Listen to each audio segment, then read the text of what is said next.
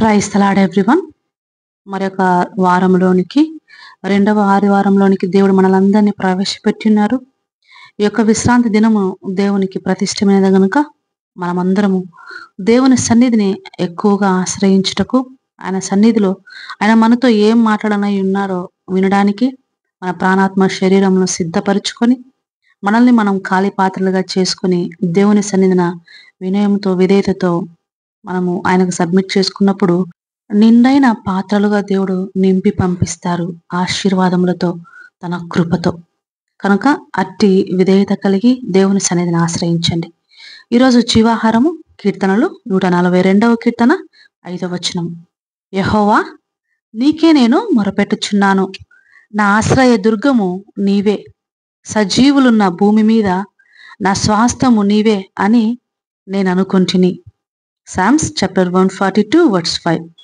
I cried unto thee, O Lord, I said, thou art my refuge and my portion in the land of the living. Amen. యెహోవా, నీకే నేను మొరపెట్టుచున్నాను అంటున్నారు కీర్తనాకారుడు. అంటే ఇక నేను ఎవ్వరికి మొరపెట్టట్లేదయ్యా, నేను ఏ మనిషితో నా బాధ పంచుకోవట్లేదు, ఏ శరీరాలతో నాకు సంబంధం లేదు, వేరే ఎవరి బలమును నేను ఆశ్రయించడం లేదు. నా ఆశ్రయ దుర్గము నీవు మాత్రమే, నీకు మాత్రమే మొరపెడుతున్నాను ప్రభువా. నా బలము, నా బలహీనత, నా హృదయంలో తలంపు పుట్టకముందే ఎరిగి ఉన్నవాడవు, అన్ని తెలిసిన వాడవు. నా జీవితంలో మొదట, మధ్య, చివర అన్నీ మీరే కనుక మీకే నేను మొరపెట్టుచున్నాను. ఈ భూమి మీద నా స్వాస్థ్యము నీవే, అంటే నా ఆస్తి నీవే, నా సంపద నీవే, నాకున్న సర్వస్వము, ప్రశస్తమైన విలువైన బంధము కేవలము నీతో మాత్రమే ప్రభువా అని ఆయన మొరపెడుతున్నారు. ఈ ప్రార్థన ఆయన ఎంతో నిరుత్సాహంలో, నిరాశ నిస్పృహలతో ఉంటూ, నలుదిక్కుల శత్రువులతో తరమబడుతూ, ప్రాణము ఎక్కడ తీస్తారో, ఎవరికి దొరికితే వారు నన్ను చిదిమేస్తారో, సింహము వలె నా మీదికి నోళ్లు తెరుచుకొని వస్తున్నారు, నన్ను మృంగివేయవలని ఆశపడుతున్నారు, వారు నా కొరకు ఉరులు ఒడ్డుచున్నారు. అయినప్పటికీ నీవు నాకుండగా ఈ లోకంలో ఏది కూడా నన్నేమి చేయలేదన్న తన దృఢమైన విశ్వాసము, గట్టి నమ్మకము దేవుని మీద కనపరుస్తూ ఉన్నాడు. నా ఆశ్రయ దుర్గము అంటున్నారు. అవును, ఆశ్రయ దుర్గంలో ఉంటే ఎవ్వరు కూడా ఆ యొక్క కోట దాటి లోపలికి రాలేరు. ఆయనే మన కొండ కోట, ఆశ్రయ దుర్గము. ఎన్నోసార్లు దావీదు గారు ఇటువంటి పరిస్థితిని ఎదుర్కొన్నారు.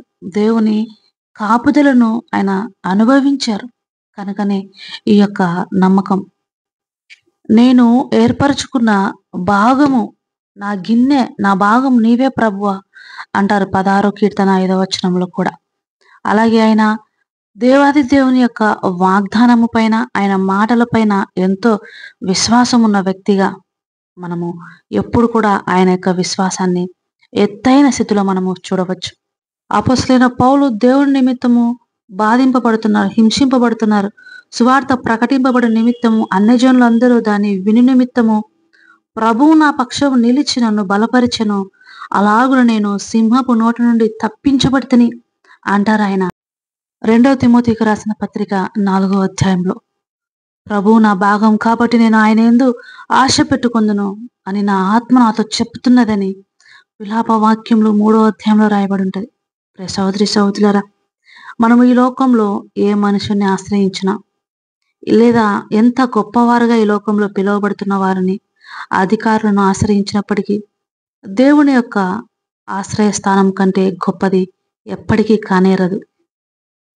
యేసుక్రీస్తు ప్రభువారు మనకు మాదిరి ఈ విషయంలో అందరికన్నా కూడా. ఆయన అంటారు కదా, మీలో ప్రతివాడు ఎవని ఇంటికి వాడు చెదిరిపోయి నన్ను ఒంటరిగా విడిచిపెట్టే గడియ వస్తున్నది, అయితే తండ్రి నాతో ఉన్నాడు కనుక నేను ఒంటరిని కాను అని. ఈరోజు నిరాశ నిస్పృహలతో కృంగి, లోన్లీనెస్తో, డిప్రెషన్తో ఉన్న నీవు ఒంటరిగా ఉన్నాను, నాకెవరు లేదని బాధపడుతున్న స్థితిలో ఉన్నట్లయితే, ఇక నా బాధలు వినేవాడు ఎవ్వరు లేరు, తీర్చేవాడు ఎవ్వరు లేరు, నన్ను ఆదుకునేవాడు ఎవరు లేరు అని నీవు ఆ జీవితం మీద హోప్ వదులుకున్నట్లయితే, నీ యొక్క చివరి ప్రయత్నంగా యేసు ప్రభును ప్రయత్నించి చూడు.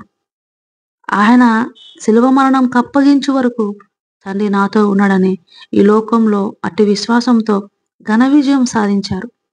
మనలందరినీ పాపపు ఉచ్చు నుంచి విడిపించి తండ్రి తనకు అప్పచెప్పిన పనిని పూర్తి చేసి ఉన్నారు. అలాగే ప్రభు మనతో ఉంటే, ప్రభు మన కొరకు ఏ ప్రణాళికనైతే ఈ భూమి మీద ఉద్దేశించారో ఆ పని పూర్తి చేసుకునే వరకు ఆయన కృప మనతో ఉంటుంది. ఆ విధంగా ప్రభు సహాయం మనకు ఉండాలని దేవుని సన్నిధిని మోకరించి ప్రతిదినము ఆయన సహాయం కొరకు అడగండి. దేవుని ముఖదర్శనము చేసుకోవడానికి పరిశుద్ధ అలంకారములు ధరించుకొని ఆయన సన్నిధిని కనబడుటకు త్వరపడండి. దేవుడి వాక్యంను మీ హృదయంలో స్థిరపరిచి ఆయన కొరకు మిమ్మల్ని బహుగా ఫలింపచేసుకొనును కాక. ఆమెన్. కళ్ళు మూసుకోనండి, ప్రార్థనలో ఏకీభవించండి. ప్రార్థన. మమ్మల్ని మిక్కిలి ప్రేమించిన మా ప్రియ పరలోకపు తండ్రి, నిన్న నేడు రేపు ఏకరీతిగా ఉంటూ సమస్తము ఎరిగిన దేవ, మారని దేవ, మార్పులేని దేవ, యుగాయుగములకు సజీవుడవై మా మధ్య సంచరించుచున్న తండ్రి, అయ్యా మీలో నా సంకల్పము ఏమై ఉన్నదో, మీలో నేను జన్మించడానికి, నేను రూపించబడడానికి మీ ఉద్దేశములు ఏవైతే ఉన్నాయో ప్రభువా, వాటిని కనుగొనడానికి, వాటిని చేరుకోవడానికి జ్ఞానము నాకు దయచేయండి తండ్రి. ఎప్పుడు నేను ఒంటరిని కానని, మీరెప్పుడు నాతోనే ఉన్నారని విశ్వసిస్తూ ప్రభువా, ఈ వాక్యం విని ప్రార్థనలో ఏకీభవిస్తున్న ప్రతి ఒక్క బిడ్డను పేరు పేరున దీవించి ఆశీర్వదించి మీ యొక్క సన్నిధిలో స్థిరముగా ఉన్నట్లుగా వారిని బలపరచండి, ఫలింపజేయండి. 30 60 100 మీ కొరకు ఈ లోకంలో సాక్షిగా ఫలభరితంగా జీవించుదురు కాక. నీటి కాలువలను ఎవరు నాటపడిన వారై ఆకువాడక తన కాలమందు ఫలమిచ్చు చెట్టు వలె వారు ఉందురు కాక. వారు, వారి కుటుంబము, వారి బిడ్డలు మీ బల్ల చుట్టూ ఎదుగు ఒలీవ మొక్కల వలె వారు వర్ధిల్లుదురు కాక. ఈ దినమంతయో కాచి కాపాడమని మీ సన్నిధికి వస్తుండగా ప్రభువా, మీ వాక్యముతో వారి హృదయమును నింపమని, ఉజ్జీవింపమని, పరిశుద్ధాత్ముడ వారికి మీ యొక్క లీడింగ్ దయచేయమని, మీ యొక్క వరములను ప్రసాదించమని ప్రతి ఒక్కరిని మీ పాద సన్నిధిలో సమర్పించుకుంటూ నా ప్రభును, నా రక్షకుడును, త్వరలో రానైన యేసు నామములో అడిగి వేడుకుంటున్నాను పరమ తండ్రి. Amen. God bless you all.